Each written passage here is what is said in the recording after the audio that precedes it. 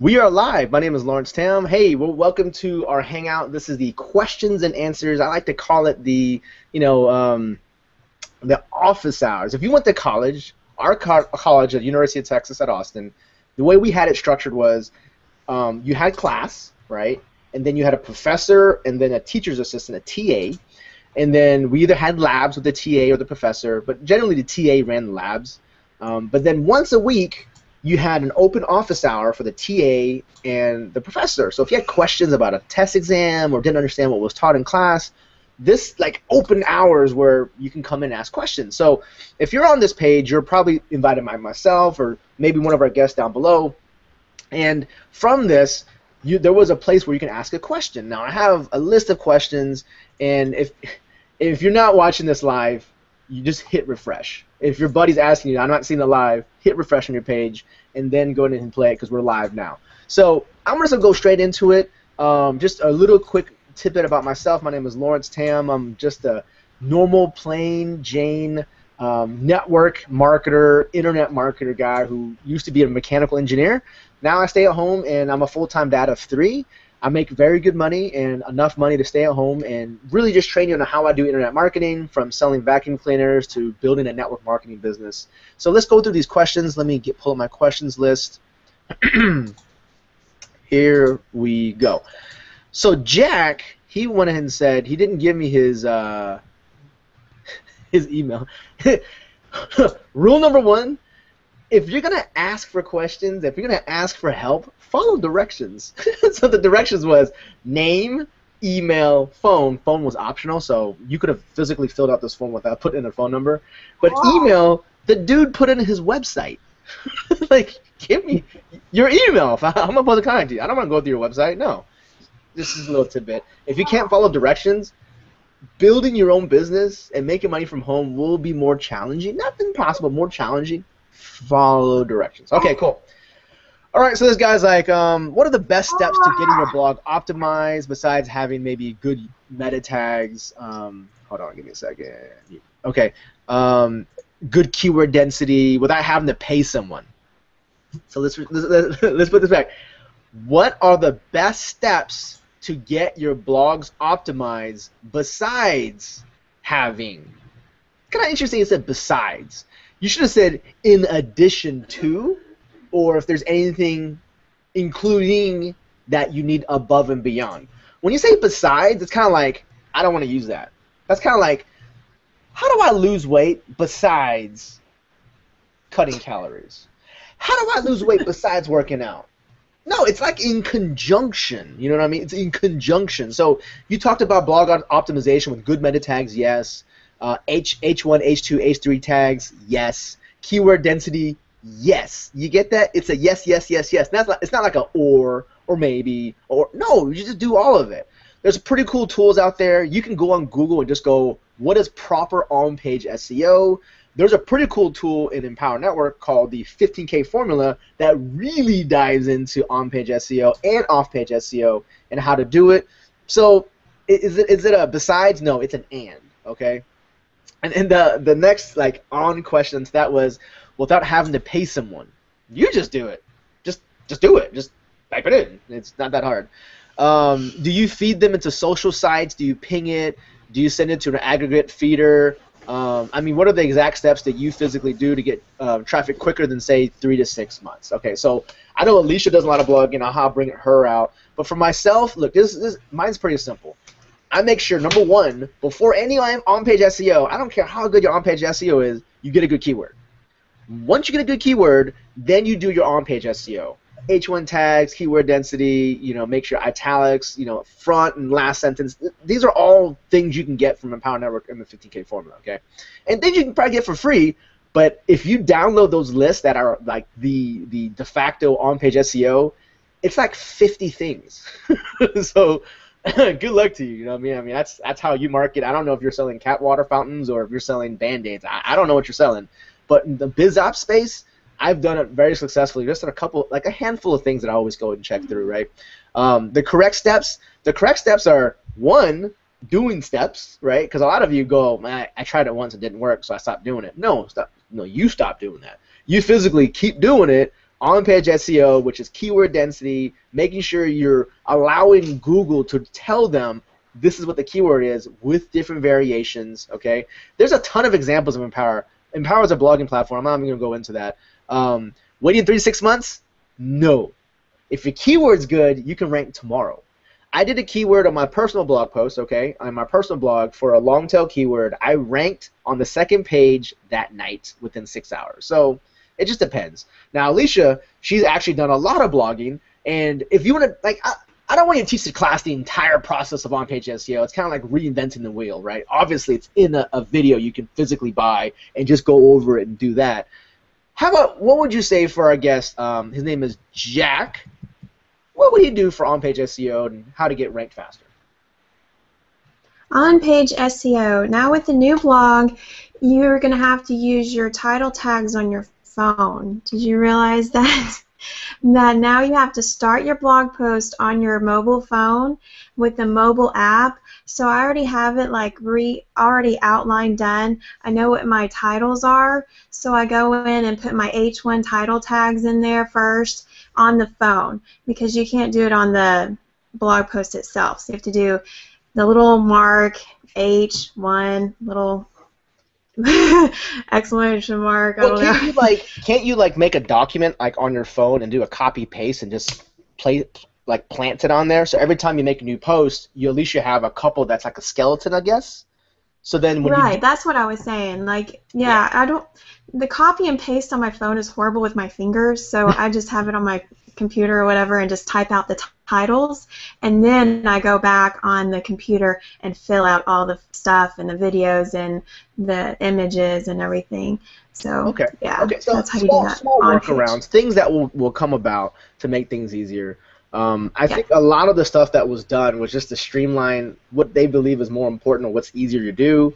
I say don't worry about too much about the on-page, because a lot of you only have like 2 blog posts. Let's just be real. There's no one I know of who has more blogs than Alicia. Let's just be real. Let's just be real, right? If you're trying to do SEO and blogging, let's just get some blogging out there. Get it out there. Get the creative juices up. You can correct it later. I wouldn't even worry about that. So yeah, I would say between 300 and 500 blog posts. Once you get up to 300 at least, then you don't have to do quite so much syndication. I can just blog a blog post out there, and it can get ranked immediately because I've got so many blog posts and backlinks. Exactly, because Google loves Alicia.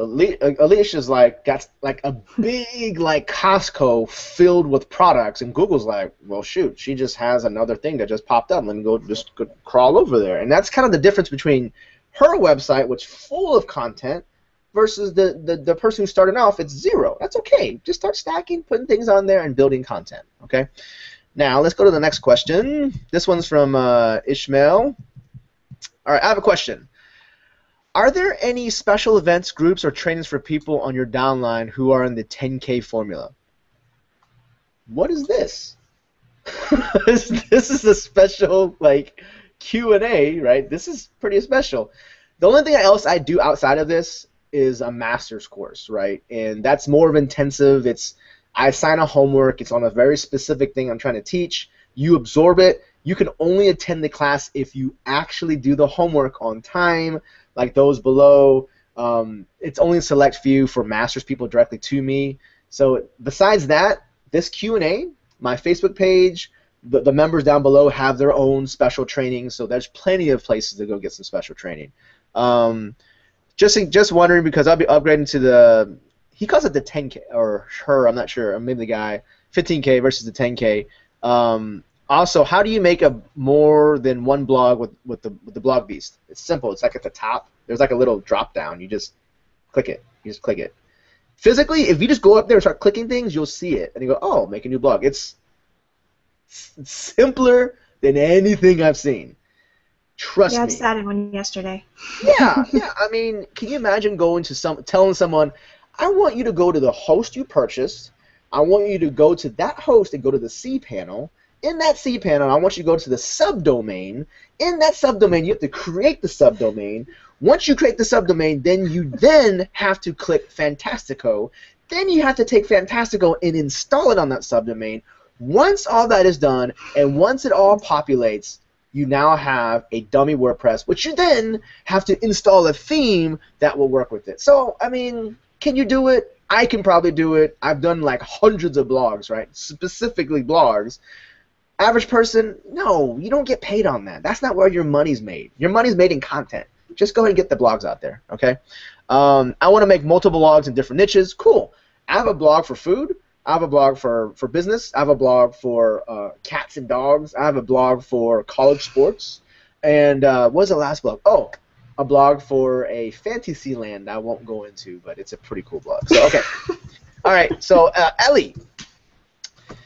Ellie's question was, you talked about hosting our blog images on Pinterest. Expand on that.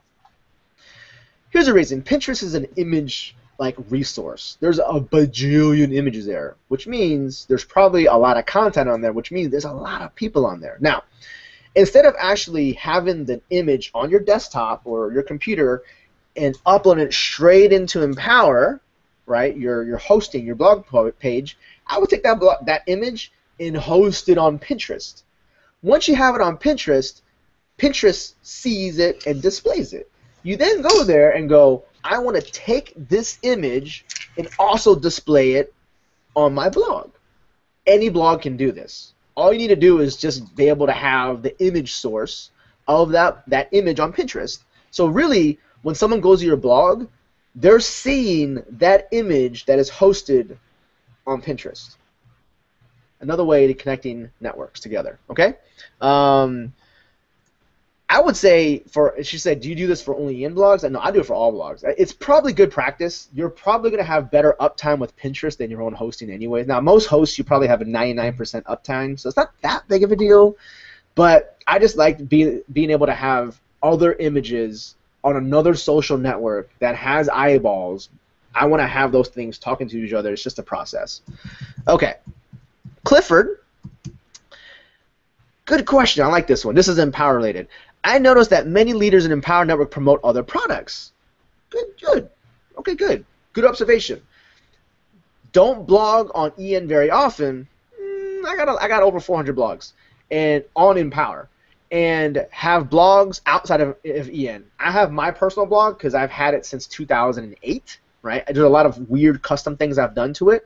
Now, the reason Empower built their blog beast is because they want an easier way for people to get a blog up faster and being able to have multiple blogs built faster with the theme that is built for optimization, that is integrated with capturing leads off the bat with a heat map and understanding where people's eyes go. All that's already there.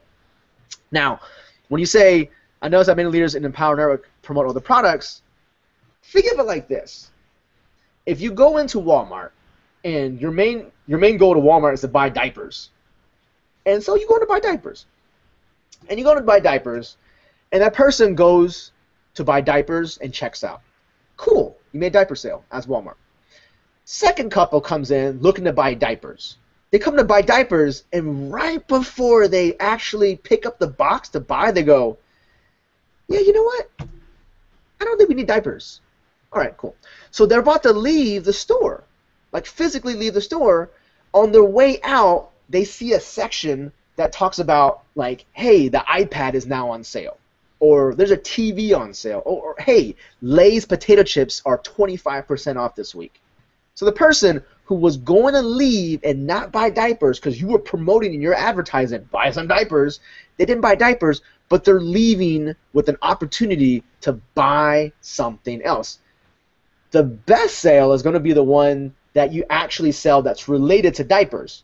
Baby clothes, bibs, those sleep sacks. How about pacifiers, baby formula, a crib? Think of that as an upsell. Going to buy diapers and you buy a $500 crib, fantastic upsell. So the idea is this. When you sell Empower, the reason people sell Empower is because, well, dude, it's like 100% commission, income disclaimer. Now, of course, there is a merchant fee, and there are a couple of things in the compensation plan. But you make your first sale, it's like $25 minus merch. It's like 20-something, and then a little bit's held back. Nowhere on planet Earth do you get that commission percentage unless you built the product. You're just an affiliate. You don't host it. You don't do the trainings. I did an hour training on Empower Network, and it is completely free for everyone who buys the Empower blog to train them on blogging. It's called Blog Tech. Totally free. The value of what that is awesome. But check this out. Some people don't like chocolate. Some people would rather drink Pepsi versus Coke.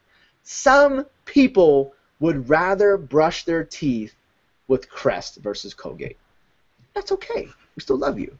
But the thing is, if you're a marketer and you have a store, you must always give value. And when the value's there, you got to make sure you make your decision with them that, hey, look, I have things to buy, and let's just say today isn't the day for diapers. I have other things on the way out. That's how you monetize your traffic, because let's be real, not everyone needs diapers. But the diaper industry is like $1 billion industry. Does that kind of make sense? You don't have to only sell one thing and sell other things and feel like, oh, I'm cheating on my girlfriend. No, it's not like that. You are still selling diapers, but not going to the fact of going to another business opportunity, not a biz op. Now, there's some in some camps that they want to do a biz op. Fantastic. They want to do 5 biz ops. Fantastic. The only business building product service that I promote, the only one, is Empower Network. Everything else is a tool or service that would facilitate the help of building Empower Network. Get that? If you sell cars, sell tires, sell maintenance, sell insurance packages, sell a car alarm, sell stereo systems, sell tint, sell big fat rims, sell paint jobs and flames, sell turbo kits.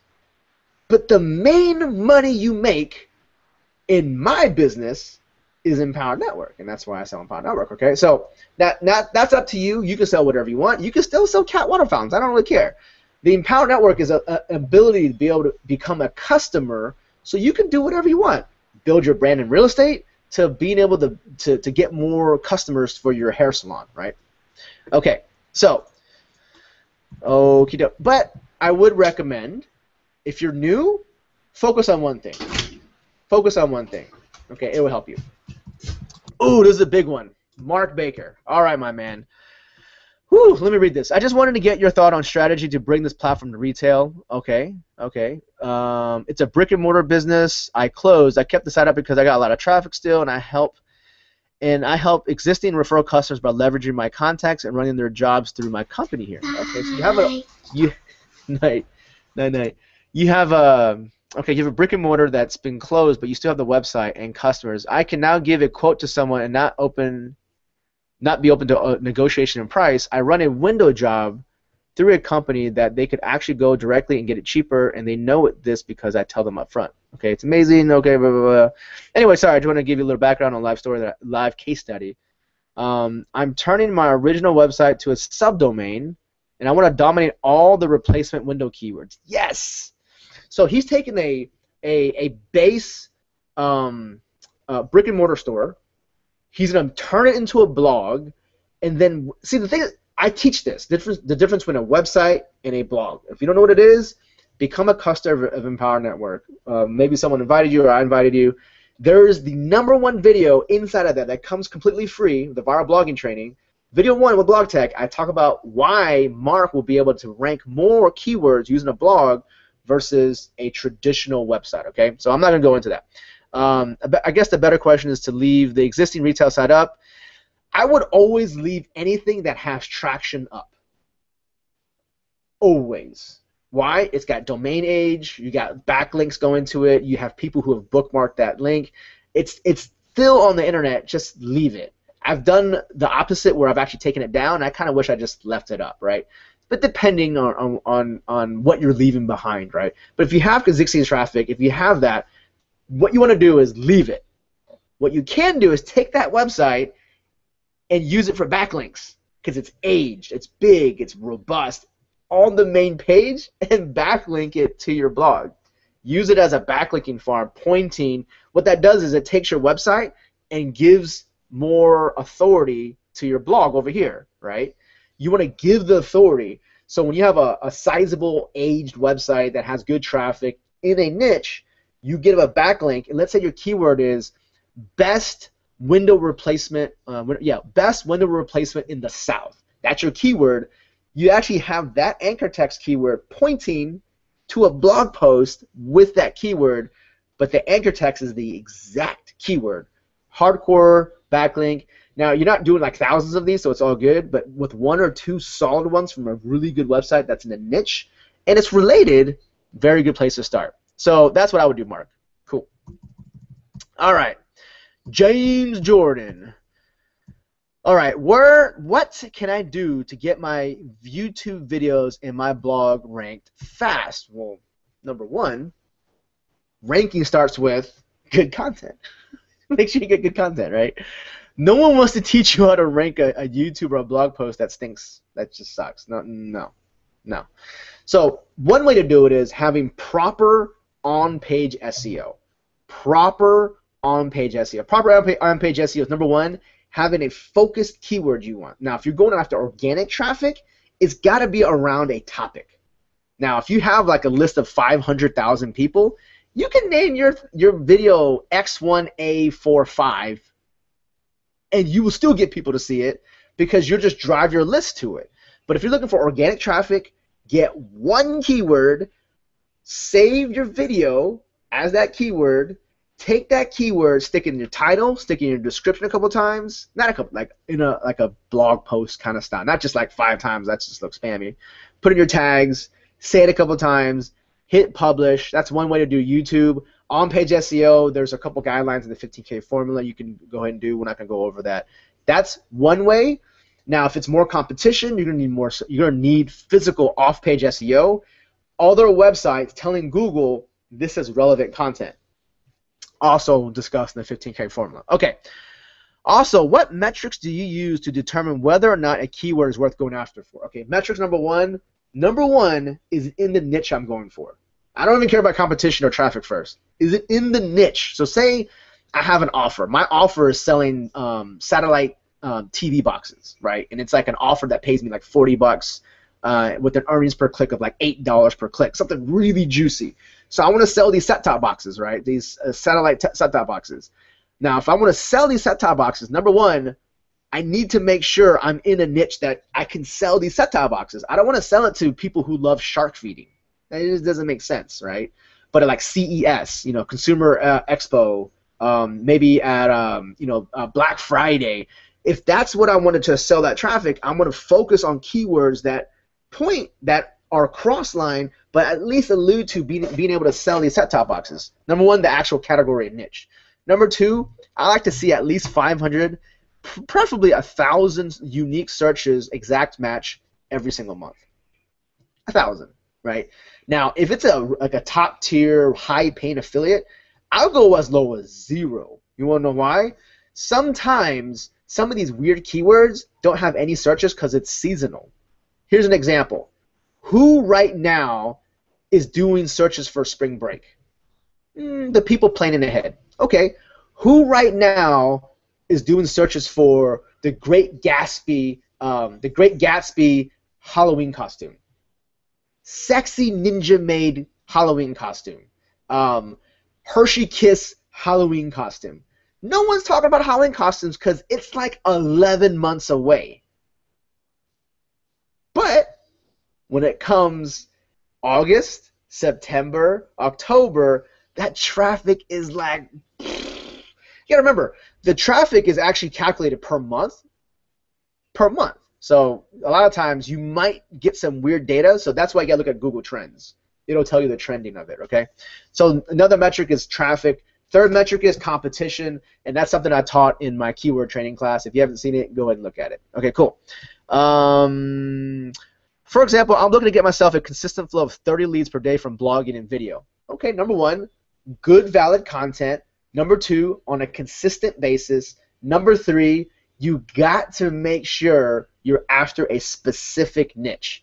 If you're marketing to everybody, you're marketing to nobody. Market to a specific person. Because if you market to a specific person, you can solve that person's problem. That person's problem. Example, there's only 5 people on this webinar, and I can see 2 of them who might need corrective glasses. Alicia, I'm wearing contacts. If you say go to Christy, who does, I don't know if Christy does wear glasses, but she's not wearing glasses right now. And you're trying to market her prescription lenses or bifocals. She's like, what the hell? I got perfect vision. Why are you doing that? Doesn't make sense. You got to market to the person a solution to their problem. The cool thing is you go, but Lawrence, how do I know what their problem is? What they're searching on Google. Example, I'm going to a Disney cruise. Christy, this weekend I'm going on a Disney cruise. What if my problem was I want to take my family and the 11 other people in my group, but I don't want to drive to the port. What is the cheapest way for us to go without me physically driving? I started typing in shuttle service to the port of Galveston. We found out you can get a freaking Mercedes Sprinter, okay, that will come to my house, pick up all my luggage, and 11 people, my parents, my wife's parents, our friends, with a car seat, and they will load this van and drive us all the way to Galveston. It's about an hour and a half. And instead of going to the actual parking ride where you drop your car off and pay like $10 a day or $20 a day, they drop us in the front and unload our luggage. When we leave, we come back, the boat has a dedicated time it comes back, they're waiting for us. Now think about that. The average person goes, Lawrence, why don't you just drive your freaking car? Well, why do I have to? It's like $500. I figured with gas with 3 cars, right? Gas, parking, tolls, duration of physically having to drive each way, right? And just the cool atmosphere of having everyone in one giant Sprinter, I think it's worth about $500. Well, guess what? My problem has been solved by a shuttle service. Now, we're not 100% sure we're taking it, and I think my wife's watching TV, but I'm nudging her. I think we should take it. Another company was $750. So this Asian dude was like, no. So that's the thing. My problem was, how can we get to Galveston? And then that got us thinking, and my accountant's like, why don't you just take a shuttle? She took a shuttle for $300. She's like, it was the greatest thing ever. It was raining. They picked up our bags. Didn't have to wait. That's all she raved about was the pickup and drop off from a shuttle service. She's like, yeah, you know, I mean, the islands are okay. It's not Hawaii or anything, but it was cool. But I really like the fact that we didn't have to drive, and that was kind of like, that gets you thinking, right? So some of you go, that's really niche. Not for the person who's driving us. That's how they make money. If I was that limo service, I would be promoting pickup and delivery for every ship and vessel in Galveston. Fastest way to get on Carnival Cruise. Cheapest way to get to the port of Galveston for Disney Cruise. Like, I would be naming ships. I'll be naming the port. That's your business. That's where your blog comes in. We got a special deal. 2013, we got a fall special. If you are leaving on the last 2 ships that are leaving Galveston, we got a special deal for you. That deal speaks directly to me. And that's the fastest way for someone's like credit card to just magically appear. Like, dude, man, you got me. You had me at special deal. That's what we're talking about, okay, guys? So traffic, competition, in your niche, making sure you're talking to the right person in anything. Because let's just be frank. Even though my name's not Frank, you got to speak to a specific person. And the better you do that, the faster you solve someone's problem. And sometimes they'll pay you, sometimes they won't, but the person you solve their problem with, like their problem is solved, the chances of them coming back to you, astronomical. Because you're not trying to sell them, you're helping them, okay? We have got James' last question, because we are at the 30-minute mark. Should I focus on low traffic keywords, like 20 to 30 searches per month, starting out like that, where specifically to rank? Me personally, the first thing you want to do is, can you rank? rank anything. Rank an obscure keyword that no one's searching for, because that reason is because you want to know, can I rank? That's number one. Number two, I go after long tail keywords all day long. Would you want to go after a keyword that has 10,000 hits a day, but has like a bajillion backlinks and they're all page authority of 10? You'll never rank, and that's only one blog post. Or would you rather have 100 blog posts going after 100 different keywords, each of them having 10 to 50 monthly searches, but the search is like, how do I lose weight by eating apples? How do I go to Galveston without driving? How do I cut my hair without me cutting my fingers? These are really long keywords, probably pretty obscure, but the person who typed that in, that was their exact problem. You solve people's problems, you become wealthy. Let's be real. You solve people's problems, you become wealthy. So if you're a guest of ours, maybe you have some questions down below. There's actually a question box. That question box will be populated on my Google Doc, which I can then read off and answer for you live and in color. And if you're a guest, you want to learn more about what we do with an EN and Empower, how we use a blogging platform, how you become a customer and actually use it for mobile blogging, or how to do window replacements, or maybe for a limo service. All of it's valid. I sell vacuum cleaners, TVs, personal development, cat water fountains, video games, all on blogs. You can too, depending on what you want to retail. And the cool thing is, you don't have to sell anything. You don't. But let's just be real. The reason you're doing it is either one, because you want to be famous, you want to build a list, you want to build a brand, or make money. You can do all of it with the blog. So down below, there's a chance you can connect with one of us. Go ahead and buy that blog. It's $25. With that $25, it will go into a 4-video bonus. I actually teach the first one that actually talks about blog tech. It's an hour long. It's like an hour, I think 19 or 17 minutes. And I actually go into a lot of it with the giant whiteboard. And then my buddy Vic, who's made $2.7 million in 9 months, he talks about paid marketing. So if you're in a business that needs more eyeballs, he talks about paid marketing. And guess what? It's free with the $25 blog. I don't know how long. Personally, I've been trying to ask Empower to take those 4 videos and bundle it as a product so we can retail it as a front-end product, because that product is gangster. Okay, so my name is Lawrence Tam. Thank you guys for jumping on. See you on the next Hangout. Not next week. I'll be in the middle of the ocean chilling with my family. So peace, love, and Doritos.